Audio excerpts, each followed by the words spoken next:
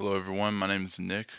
We're going to be going over setting up a small topology and adding device names, adding some passwords, encrypting the passwords so that people cannot see it, and banners.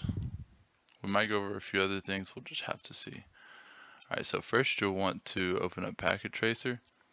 Grab a couple of these 2960 switches. You just go to Network Devices, then go over to the switches. We'll get 2 of these. And then we'll need 2 end devices. I'm just going to use the PC. You can use the laptop if you want it.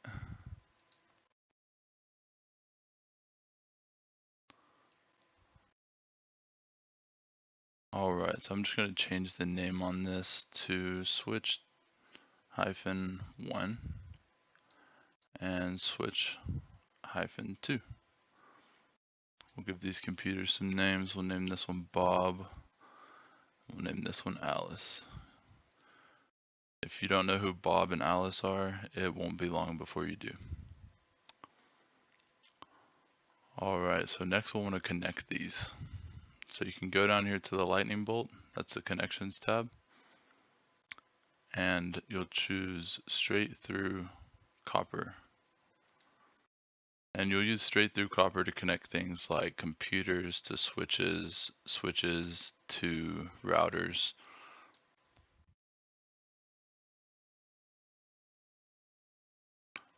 But whenever you're connecting like devices, which would be a switch to a switch, or a router to a router, or a computer to a router, you'll use something called a crossover, which is this one, the dotted line.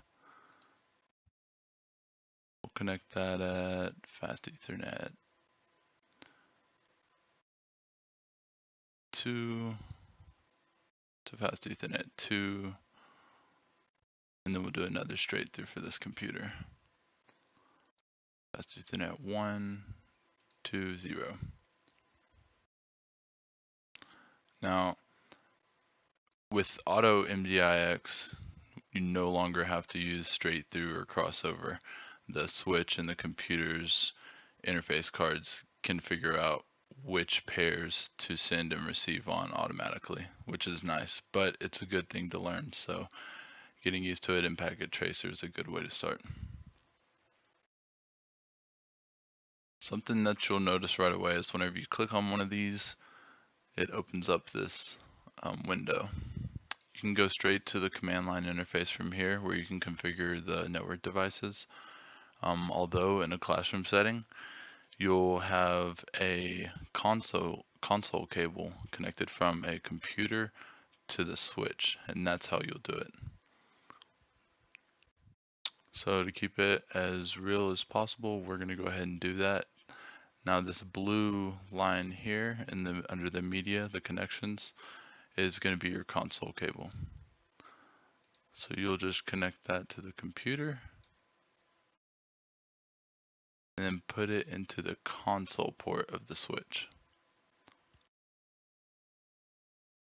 That way we can access it from the computer. You can just hit terminal, leave everything the same.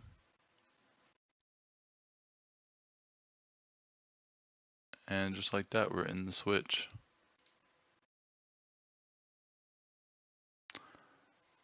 So as soon as we load into the switch, we see these messages here, which can be really confusing at first, but pretty much what it's telling you is interface Fast Ethernet 01, change state to up. So that's where we connected the computer into the switch. Whenever it says change state to up, it's pretty much talking about layer 1, the physical layer, something's connected there. So we know that's up now, and we also have another message here on Fast Ethernet 01 that says the line protocol change state to up, and the line protocol is going to be layer 2, so the data link layer, which is where MAC addresses live. So and you can see the same for Fast Ethernet 2, which is where we connected to the other switch. You'll learn a lot more about that the further you get into the CCNA stuff. So whenever we hit return or enter, it takes us to this prompt. Now this is the user exec prompt. From here, you can use a question mark and see what commands you're able to do.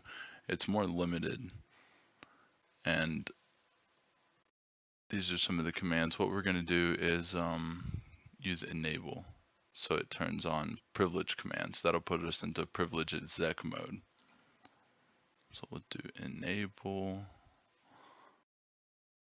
And the nice thing about Cisco is they made it to where if you don't know the full command or you just are confused on what to put in, you can type in E and do a question mark, and it gives you the commands that you're able to do from here. We could do exit or we could do enable. So we'll do enable. And this is privilege exec mode. From here, we can do a question mark as well. And that'll show us all the commands we can do. You can see there's a lot more here that we can do than in user exec mode.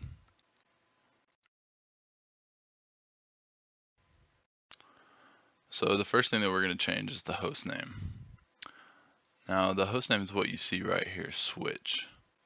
If you weren't to change this and you just wanted to leave it as switch, you could, but then whenever you're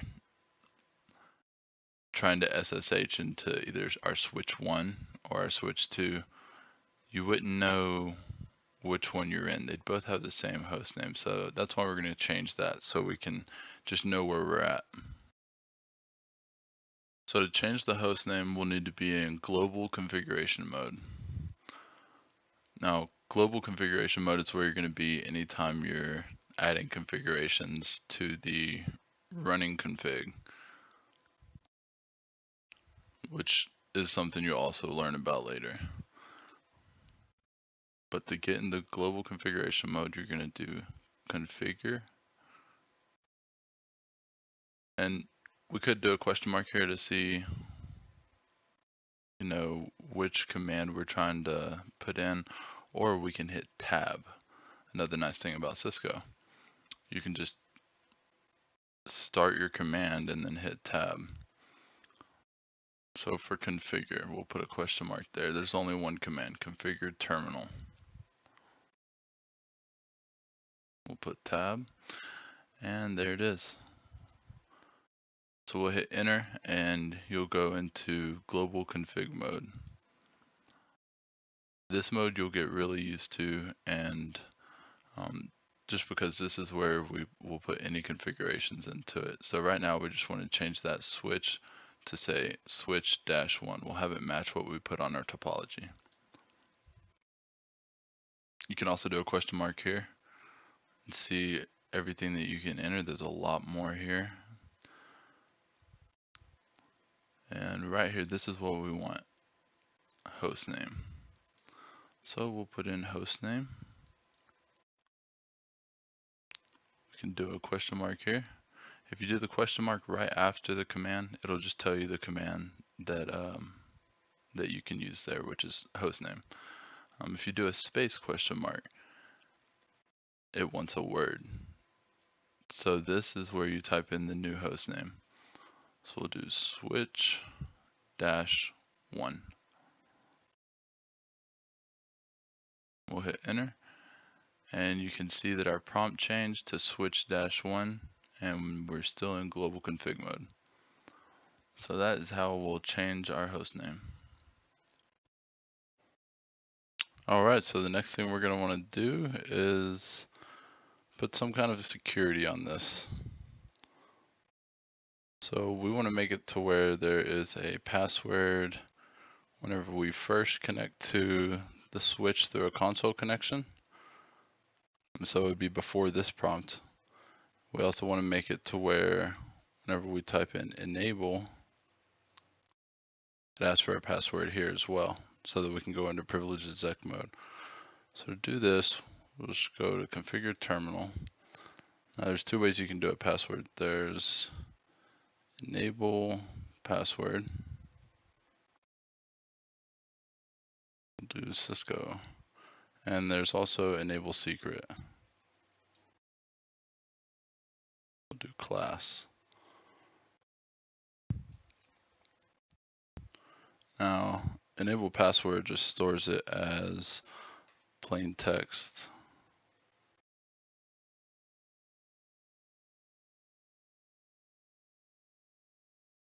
As you can see here. Enable password, Cisco. But enable secret stores it as encrypted text. So I don't know about you, but I'd rather have my password and stored as a hash. That's not to say this hash isn't unbreakable. I can show you how easy it is to actually break this.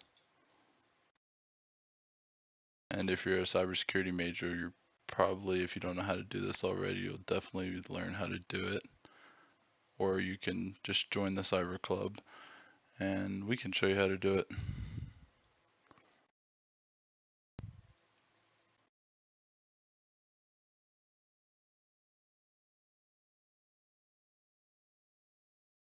We'll put the hash there, run it against a word list, and let's see.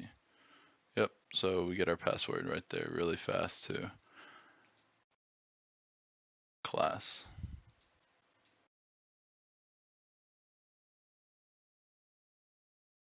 But to see the password in use, just hit exit, go back as if you were just going into the switch or something. Go to enable, and this is where the enable password comes in. Now right here we can do Cisco. That's the plain text one. But it won't work. Anytime you have the enable secret, it overrides enable password. So we'll try that again and we'll use the enable secret, the one we just cracked. That is class, and it lets us in. Now there's two more spots where we want to add passwords, and that'd be the console line and the VTY lines. The console line is what we'll go with first because that's how we're connected.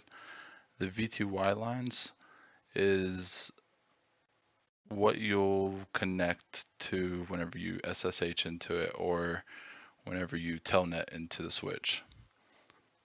So first we'll do the console ones. For this we'll do line console 0. There's only going to be one console port on the switch, so it's always going to be line console 0. Now we'll just do a password class. And we'll do it at the login screen. And now to get out of this, we'll just hit exit. You can type right. Now we'll do the VTY lines. Line, VTY. Most Cisco switches allow 16 VTY lines. So we'll do 0 to 15. Password, class. And login.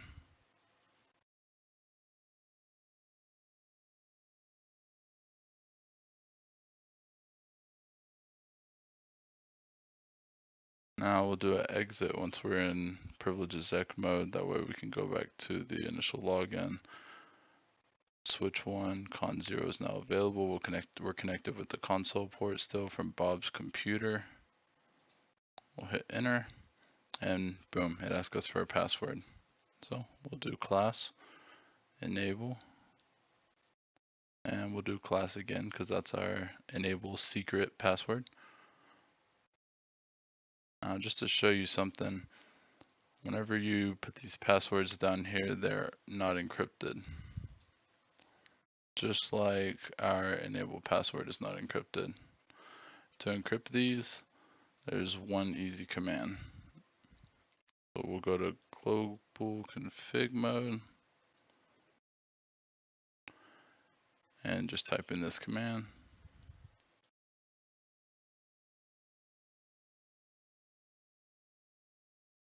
Service password encryption.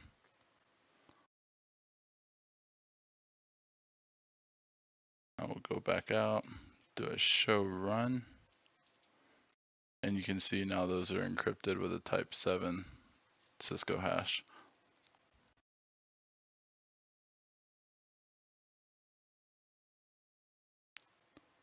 The next thing we'll need to do is add a banner. So whenever you first initially go into the switch, you want something saying, authorized access only. So to do that, just go into configure terminal, global config mode, do banner, message of the day, MOTD. So for this, you'll need 2 delimiters. I use the @ signs. You can also use the pound signs. They just have to be the same on each side. Authorized access only. Now you want to make sure you're telling people that only authorized users can be in the switch. If you do something like welcome to my switch or anything like that, then say a threat actor gets into your switch and your company tries to sue them. Well, he could just be like, it said welcome, so I thought I was okay to be in there, and people have fought it before and won, so you want to make sure there's a good message there. To see it, we'll just exit, authorized access only. We'll put in our console, our line console password, class, enable, class. Now that our configurations are done, we're going to want to make sure they're saved. Right now they're in something called the running configuration.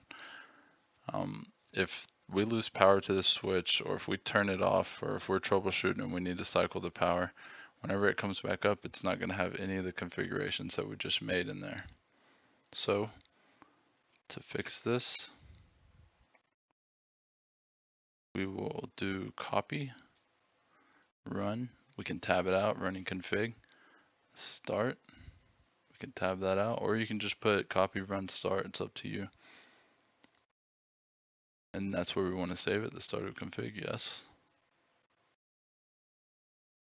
So now we can power the switch off and power it back on, and we'll have the running config still there, or the startup config still there that we saved from the running config. Now this works both ways. So say we go in here and we change something on accident.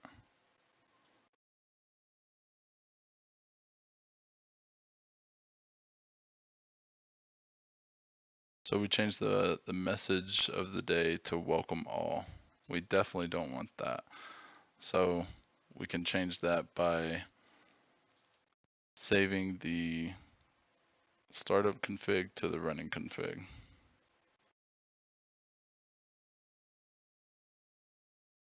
And it doesn't just work with that, it works with any configurations.